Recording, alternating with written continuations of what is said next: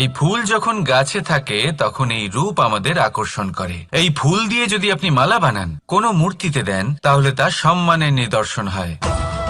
এবার এই ফুলই যদি আপনি বিছানাতে ছড়িয়ে দেন, তাহলে সেই দৃশ্য দেখে সেই সুবাসে আপনার মন পুলকিত হয়ে ওঠে। কিন্তু ভাবুন, এই পুষ্পই যদি আপনি চিতায় সাজান, তাহলে এই পুষ্পকে আর কেউ সম্মান করে না। একই রকম কথা, সেই একই পুষ্প এক পরিস্থিতিতে সম্মান পাচ্ছে, এক পরিস্থিতিতে নয়। কেন? কারণ এতেই লুকিয়ে রয়েছে একটা গুরুত্বপূর্ণ শিক্ষা।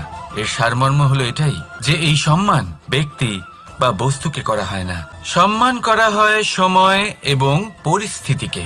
এবার এই যে সময়, তা কখনোই আমাদের বশে থাকে না, আমাদের বশে থাকে পরিস্থিতি। আমাদের পরিস্থিতি কেমন হবে তার সিদ্ধান্ত স্বয়ং আমরাই নিই, আর যেরকম আমাদের পরিস্থিতি হবে সেরকমই আমাদের সম্মান করা হবে।